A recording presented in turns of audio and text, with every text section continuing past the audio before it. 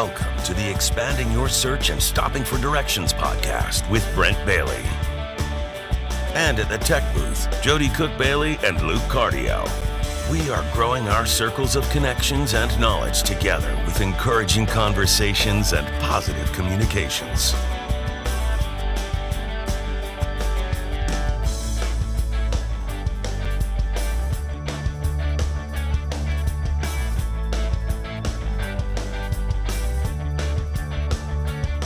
And now, Brent Bailey.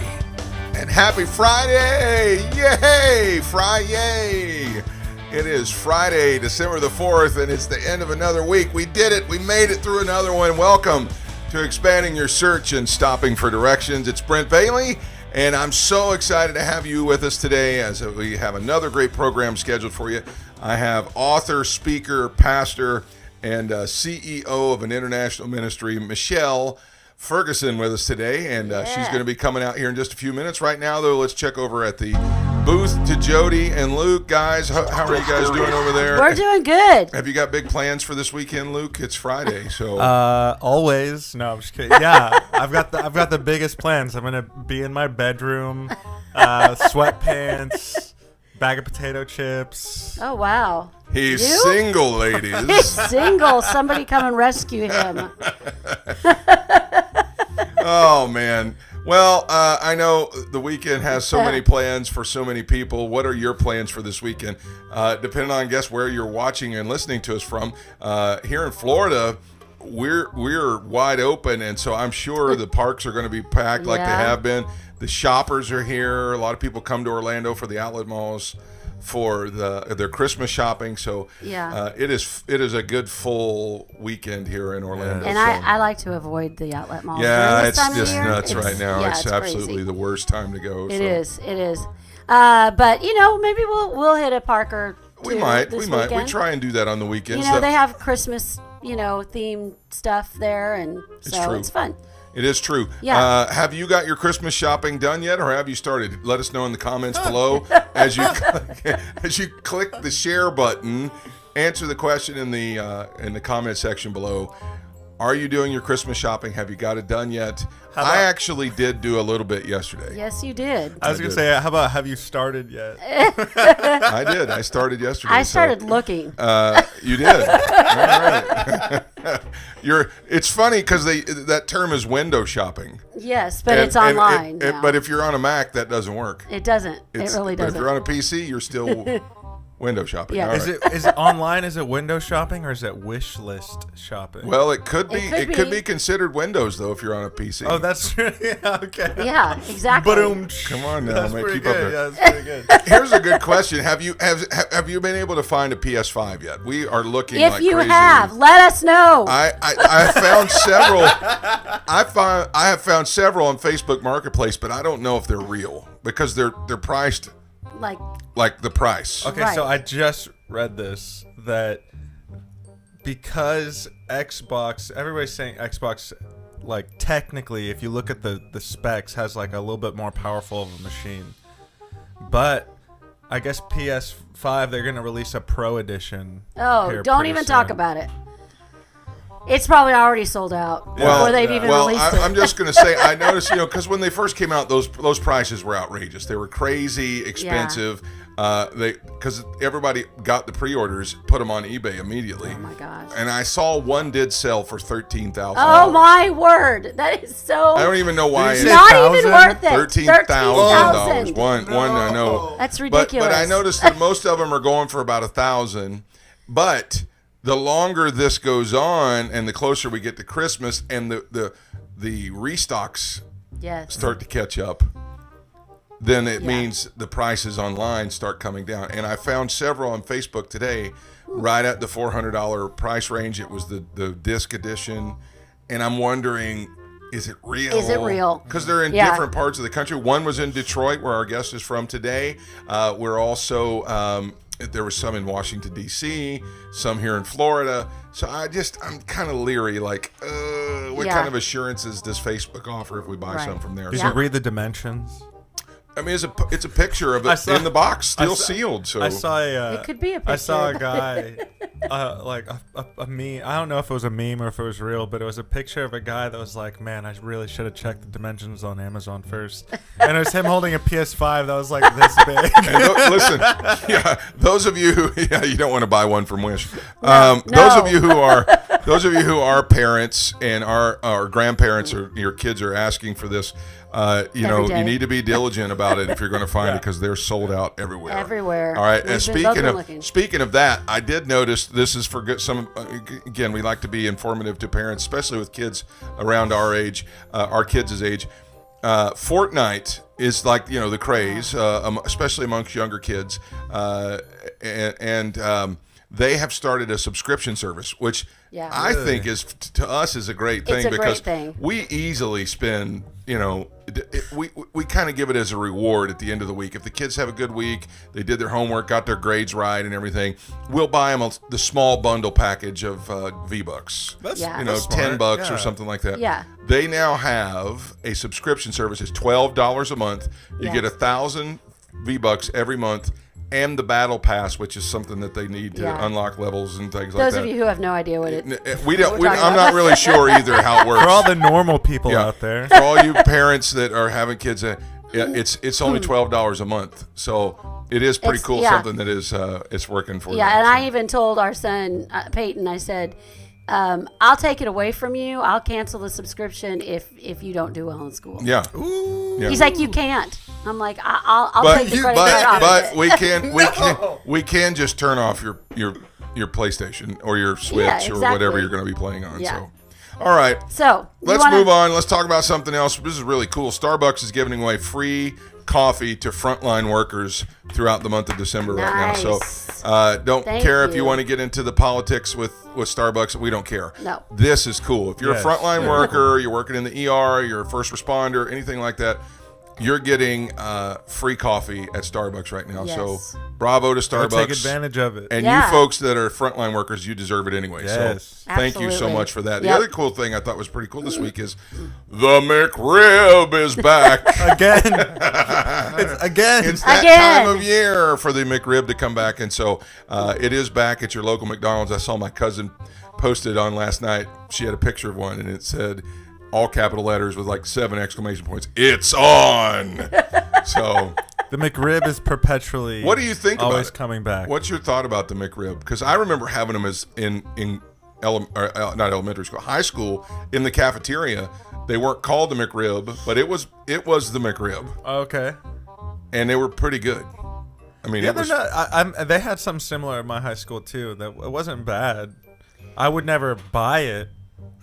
I can honestly say I have never had a McRib. Oh, they're not bad. But Yeah, they're I not kind of have to be in the mood for ribs anyway. And so Yeah. I just don't think it's know. funny Just- that every time you see signage or anything about a Go McRib, crazy. it's back. It's back. I know. Everybody goes crazy. Yeah, it's only back for like a month a year of the year. So, and this is the time for it. So the McRib is back. All right, what national day is it National today, Day. Jody? So let's just continue on the food. It's National Cookie Day. Ooh. National Cookie Day. Hallelujah. Yeah. So, it's the holidays. It is. It's I always perfect. like to think, okay, on the weekends I can make cookies, but I really need to get back at making them from scratch. I love the chocolate chip cookies that I make. They're really We good. have But one of the best cookie places, like in the nation, really. Well, you need to here in get Orlando. where is that? It's Insomnia. Have you ever been there? No, and you need Florida? to tell us about that. Where is Yeah, it? it's downtown. It's downtown Orlando. oh, see, we don't. Insomnia. Insomnia. Cookies. Insomnia. Oh my cookies. God. All right, we're gonna. I go. went there this past weekend. And I got an ice cream sandwich, and it was like freshly baked cookies, and then like the ice cream, they make it right in front of you. Oh, it was so good. Wow. With the warm cookies. This is and the ice show cream. with the most food conversations. That's right. We should had. have named it "Stopping for Dinner." Yeah, Stopping for exactly. breakfast. Driving through. For Anyway. Yeah. What else is going on, Jody? It's Faux Fur Day, so if you own any coats that Have the fur and you think it's real, but it's probably not. And I'm Vegan telling fur. you, this week would have been good to have a faux fur In or any Florida, kind of a you'd fur think in we're- Florida. yeah, we're in. I know yeah, it sounds up north awful, but somewhere. I mean, it's, we've been waking up to 35 degrees. And that's very cold. Somebody posted it the other day that said, "Hey, Northerners, come get your weather. It's drunk and standing on my lawn." Exactly. All right. So, yeah. Well, listen, that's what's going on in the country today. I'm so excited to have our guest with us. So let's take a minute and expand your search.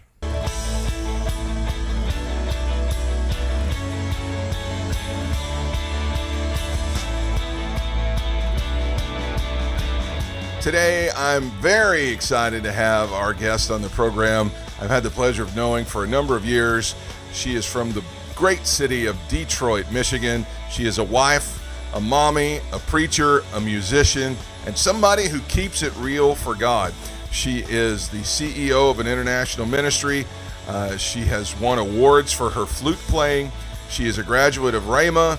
She is executive pastor of Word of Faith International Christian Center in Detroit, Michigan, and I'm so excited that she had the time for us today to come on the program and be with us. Please welcome MiChelle Ferguson. Hey, MiChelle. Great to have you with us. So glad to be here. First of all, it's been a while. We haven't seen each other in quite a bit. How are you? How have things been? What's life like in Detroit during COVID? Things have been good. God has been good. Obviously, 2020 has been a challenging year, and especially considering all the challenges we've had in the nation. It seems like this year, Satan's definitely been trying to pile this thing on, like one thing after the other, after the other, after the other. But through it all, God has still been faithful, and we've had so many testimonies of people having full restoration even during this year. And of course, sometimes I find myself like a little surprised, and then I realize, okay, that's the God we serve. Despite how it looks, if you keep your faith high and you keep attached to God, He'll do some things even during the darkest seasons. Amen. So, have you guys been back in person services there yet? Yes. Or I know that Michigan was kind of iffy for a while. So, you guys are back in the building? Yes, we are. Actually, a couple of churches here went ahead and challenged some of the rulings. And so Michigan churches have been allowed to operate since May. So we've been going strong since May. Awesome. And have your crowds come back, or is there's still a lot of hesitancy? Because I know here in Orlando, our crowd is still a little bit hesitant, but we have an older crowd. So it's a little different in everywhere I talk to.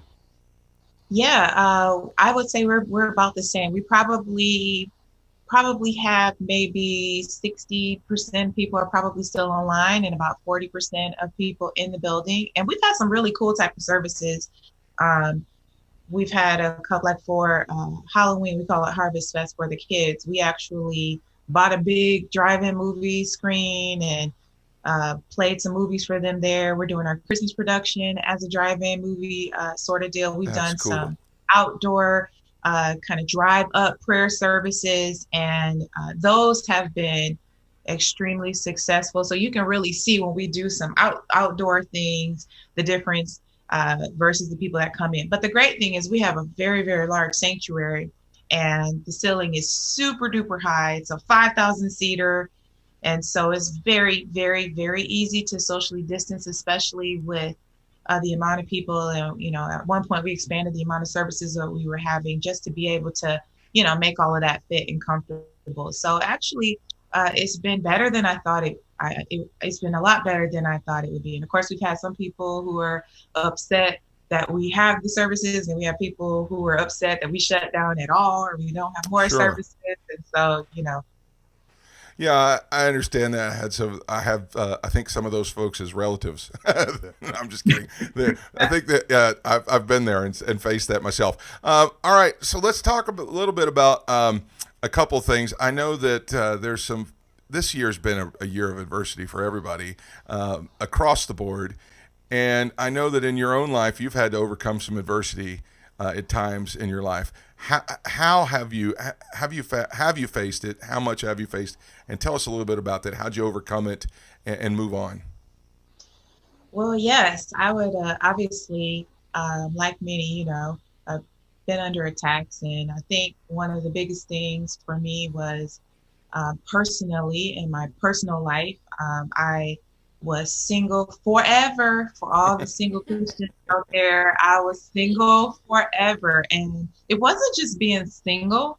It was, I call it being super single, where it seemed like there were no options. So by the time I got into my mid-30s, I was like, okay, God. Of course, all the challenges of that. And I was in the ministry and I was preaching. I was like, it's not sexy to be a woman preacher. We think it's sexy for the men preacher. We preach that, baby. But the women, they're like, ugh, and so I'm like, mess me up here. And then I got diagnosed with a rare form of cancer in my late 20s. And I thought, okay, this is great, because I remember watching some movie and where the woman didn't want to tell the guy, she was like, just don't fall in love with me. And then you find out at the end of the movie why she kept saying that to him. And I was talking to my grandmother one day and I'm like, oh my goodness, I'm like, how am I going to tell some man on top of that? And so I really fought a lot of that for a while. And then finally I met a guy. Of course, I know why it seemed like there was nobody out there. God went all the way to England to bring me my husband, and we met. But one of the things I was concerned about the most was, hey, I want to be able to have kids, and I want to be able to have a kid. And, I was getting up there in age. And by the time I turned like 38, 39, I was married by that point. But then, of course, I get to the doctor, they give bad reports and all these different sorts of things. And then I get pregnant and then had a couple of negative experiences there and 3 little babies in heaven. And I would say those things kind of felt like they were like this extension of things. Just seemed like as soon as the sun started shining, here comes these massive storms.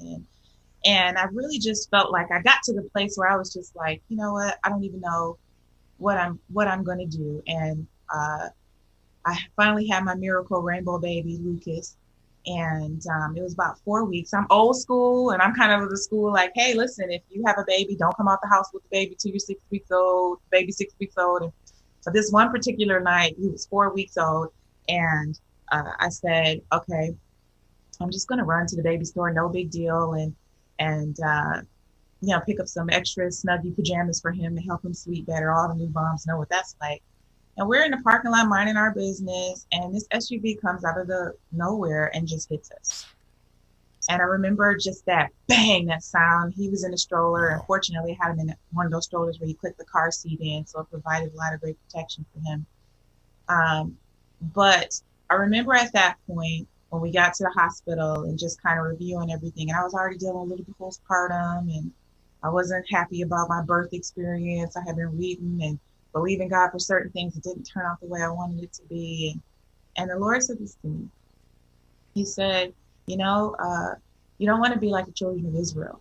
And I always thought the children of Israel were just a bunch of jerks. I'm like, here you are, God has delivered you through plagues, all this different stuff, and then brought you out with silver and gold. But it seemed like every turn they were complaining about something. Every time, oh, we don't have any food, let's go back. Oh, we don't have this.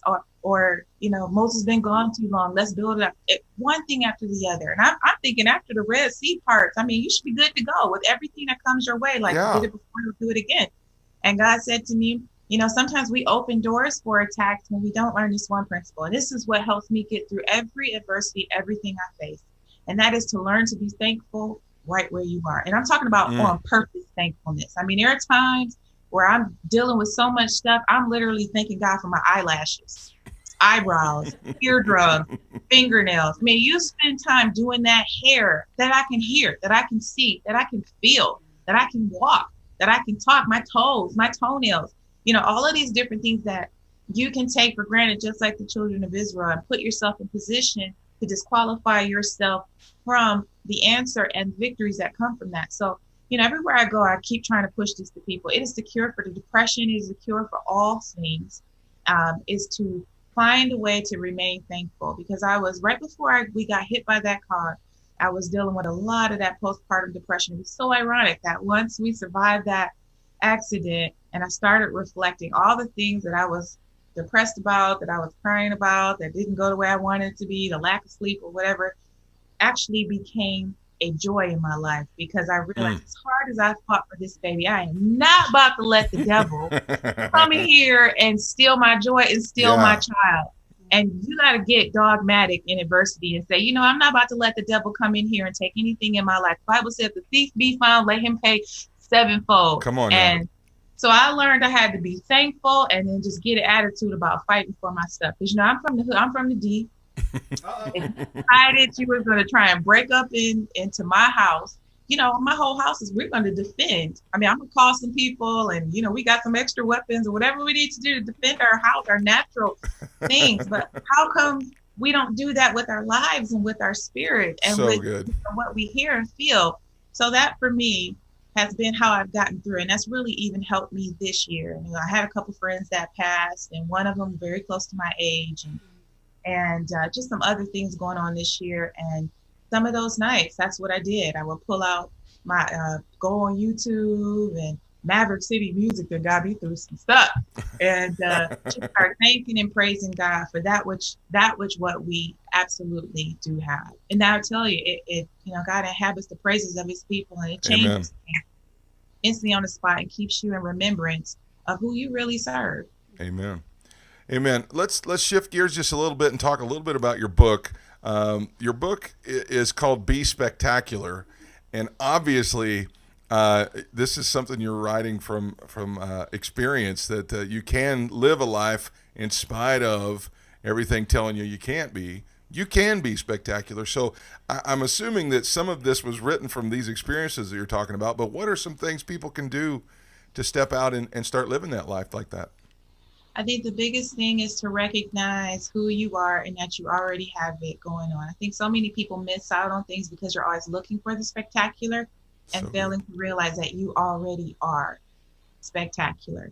I mean, sometimes I go to the mall and I see, and it gets on my nerves, I see in the back of the parking lot, you see all these really nice cars and they're parked across, you know, 2-3 lanes, or, you know, and it makes me mad. And then, you know, but every now and then I realize that they got it going on with their car. Their car is valuable. So they're willing to fight more, walk a little bit further, be a little bit more convenient if they to protect their asset. And I think that's the one big thing that people really got to go back to, is that Jesus died to give you your self-worth.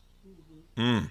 And when you don't know what you have, or you don't know, you get caught up into distractions, you won't protect something that you don't feel is valuable.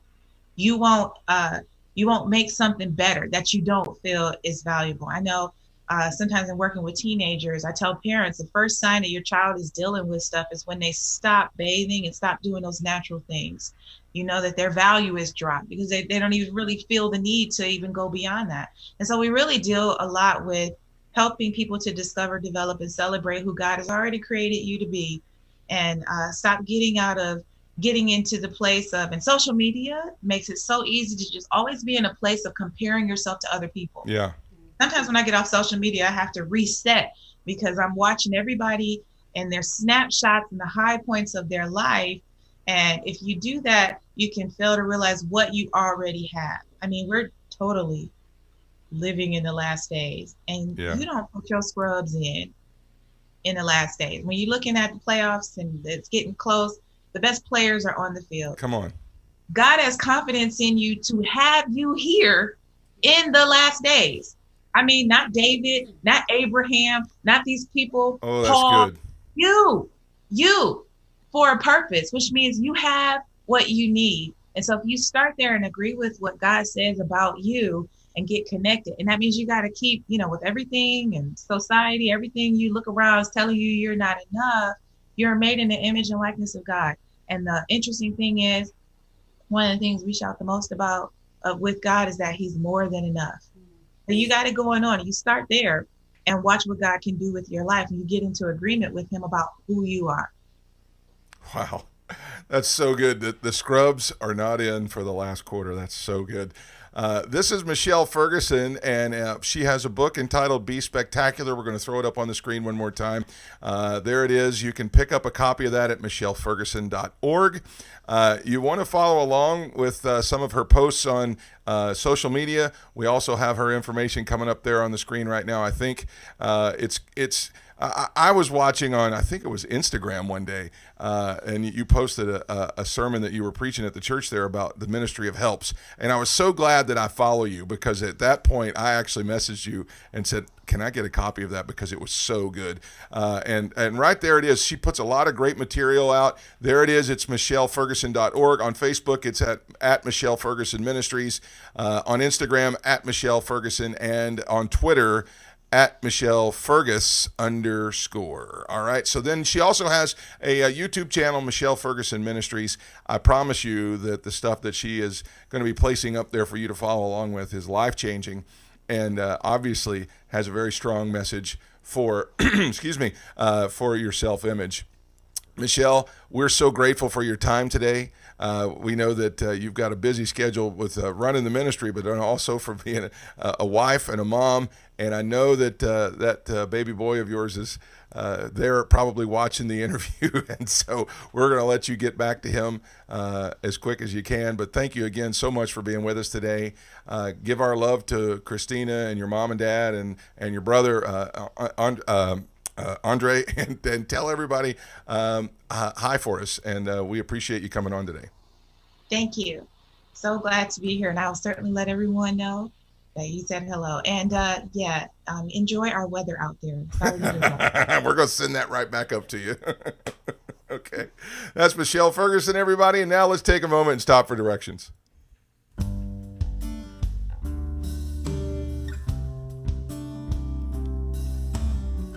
You know, while Michelle was talking there, I couldn't help but be reminded of the words of Jesus. He said, in this world, you will have tribulation. But then he said, but be of good cheer, for I have overcome the world. And that is so awesome to know going into something that the things that you are coming up against, Jesus has already overcome. He never told us that weapons wouldn't be formed. He said that they wouldn't prosper. And I don't know who's watching today and who needs to hear this today, but you do matter, and you are important to God. You are so important that He overcame what you're facing. He already overcame it for you. That means inside of you, you have the answer that you're looking for. It's in the person and relationship that you have with Him, and that's Jesus Christ. If you have Him in your heart today, you have Him in your life today, you just need now to catch up to the knowledge of that and the revelation of that so that you can walk in your value. I promise that when you start to walk in that value, your life begins to take on that dimension that He created you to have, a dimension of victory, a dimension of peace, a dimension of power. And when you walk in that, your life just completely changes in every area. Are you ready to start walking in that? I pray that you are, because if you are, your life's going to look different. That's going to wrap it up for the show today. I'm so grateful to Jody and to Luke for coming and being with us today and running a great show. My real big thanks go out to Michelle Ferguson for being with us and just dropping some major truth bombs on us today to inspire us and encourage us to go on here in 2020. Until next time, I hope you found what you were looking for as you took the time to expand your search and stop for directions. Have a great day, everybody. Thanks for joining us today. Connect with us on @ExpandingYourSearch on Facebook and Instagram and @ExpandingSearch on Twitter. Relive any of our episodes on YouTube. We're available wherever podcasts are found, including Spotify, iHeartRadio, Apple Podcasts, and Google Podcasts. You can also download the Direction Ministries app on iOS, Android, Apple TV, Roku, and Amazon Fire. Take some time today to expand your search and stop for directions.